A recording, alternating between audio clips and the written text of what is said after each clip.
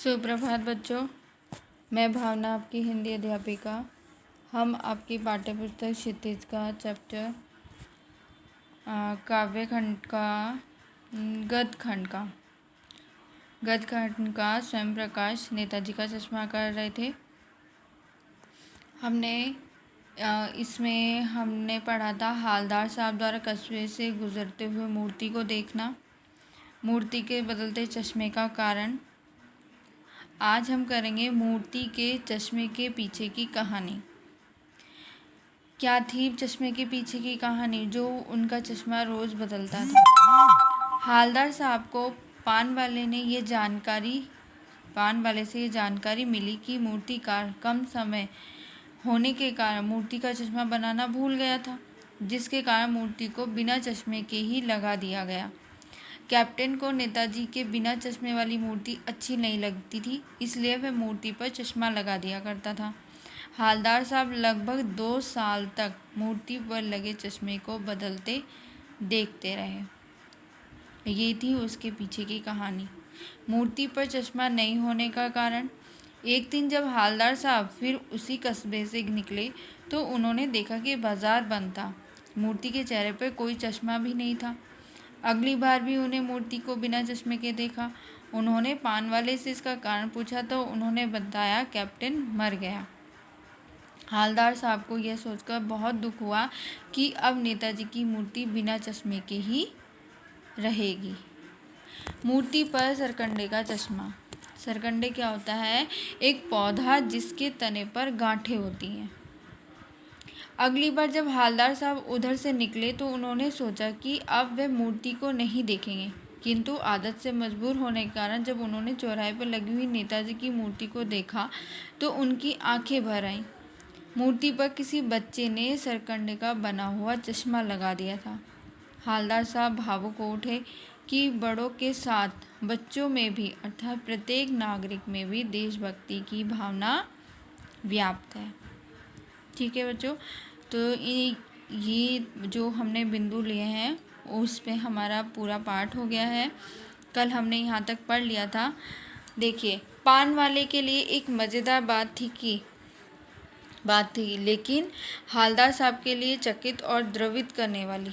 यानी वह ठीक ही सोच रहे थे। मूर्ति के नीचे लिखा मूर्तिकार मास्टर मोतीलाल वाकई कस्बे का अध्यापक था। बेचारे ने महीने भर में मूर्ति बनाकर पटक देने का वादा कर दिया होगा, बना भी ली होगी, लेकिन पत्थर में पारदर्शी चश्मा कैसे बनाया जाए कांच वाला, यह तय नहीं कर पाया होगा।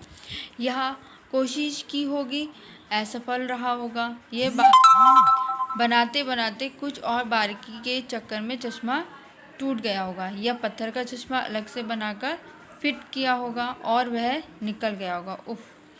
हालदार साहब को यह सब कुछ बड़ा विचित्र और कौतुक भरा लग रहा था। इन्हीं ख्यालों में खोए खोए पान के पैसे चुकाकर चश्मे वाले की देशभक्ति के समक्ष नतमस्तक होते हुए वे जीप की तरफ चले। फिर रुके, पीछे मुड़े, पान वाले के पास जाकर पूछा, क्या कैप्टन चश्मा वाला नेताजी का साथी है या आज़ाद हिंद फौज का भूतपूर्व सिपाही जो नेताजी के चश्मे को रोज़ बदलता है? पान वाला नया पान खा रहा था। पान पकड़े अपने हाथ को मुंह से 1.5 इंच दूर रोककर उसने हालदार साहब को ध्यान से देखा, फिर अपनी लाल काली बत्ती सी दिखाई और मुस्कुराकर बोला, नहीं साहब, वो लंगड़ा क्या जाएगा फौज में? पागल है पागल। वो देखो, वो आ रहा है, आप उसी से बात कर लो, फोटो छपवा दो उसका कहीं। हालदार साहब को पान वाले द्वारा एक देशभक्त का इस तरह मजाक उड़ाया जाना अच्छा नहीं लगा। मुड़कर देखा तो अवाक रह गए।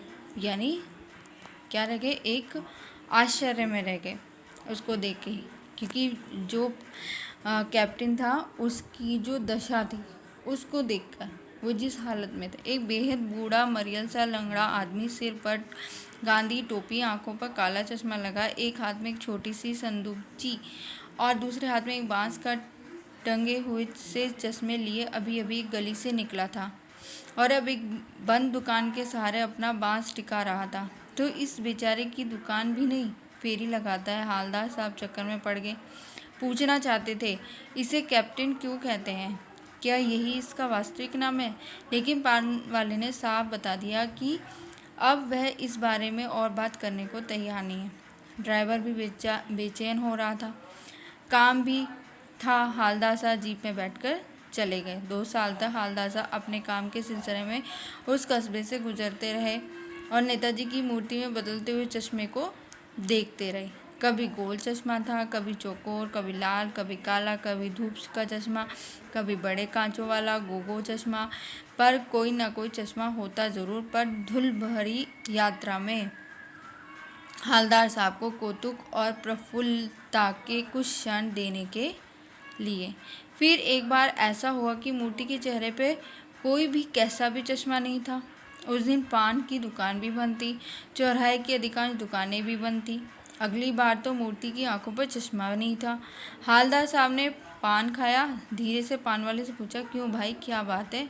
आज तुम्हारे नेताजी की आंखों पर चश्मा नहीं है। पान वाला उदास हो गया।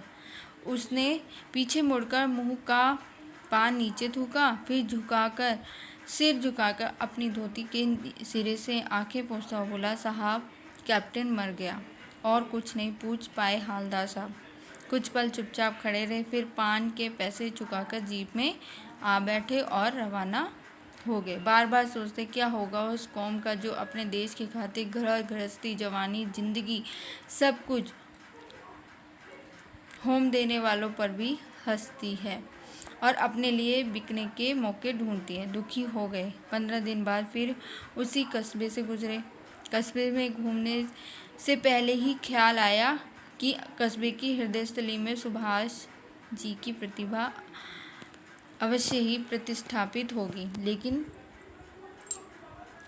लेकिन सुभाष की आंखों पर चश्मा नहीं होगा, क्योंकि मास्टर बनाना भूल गए और कैप्टन मर गया। सोचा आज वहाँ रुकेंगे नहीं, पान भी नहीं खाएंगे, मूर्ति की तरफ देखेंगे भी नहीं, सीधे निकल जाएंगे। ड्राइवर से कह दिया चौराहे पर रुकना नहीं, आज बहुत काम है, पान आगे कहीं खा लेंगे। लेकिन आदत से मजबूर आंखें चौराहे आते ही मूर्ति की तरफ उठ गई। कुछ देर कुछ ऐसा देखा कि चीखे, रोको। जीप स्पीड में थी। ड्राइवर जोर से ब्रेक मारे। रास्ता चलते लोग देखने लगे। जीप रुकते ना रुकते हालदार साहब जीप से कूदकर तेज तेज कदमों की मूर्ति की तरफ लपके और उसके ठीक सामने जाकर अटेंशन में खड़े हो गए। मूर्ति की आंखों पर सरकंडे से बना छोटा सा चश्मा रखा हुआ था, जैसा बच्चे बना लेते हैं। हालदार साहब भावुक हैं। इतनी सी बात पर उनकी आंखें भर आई। यानी आंखें क्यों भर आई थी? कि नागरिकता, देशभक्ति, देश के प्रति भक्ति केवल बड़ों में ही नहीं होती, बड़ों के साथ साथ बच्चों में भी होती है और प्रत्येक नागरिक में देशभक्ति की भावना व्याप्त होती है। ठीक है बच्चों, तो आपका आज ये चैप्टर नेताजी का चश्मा पूरा हो गया है। कल हम इसके क्वेश्चन आंसर करेंगे। आशा करती हूँ आपको अच्छे से समझ आ गया होगा। धन्यवाद।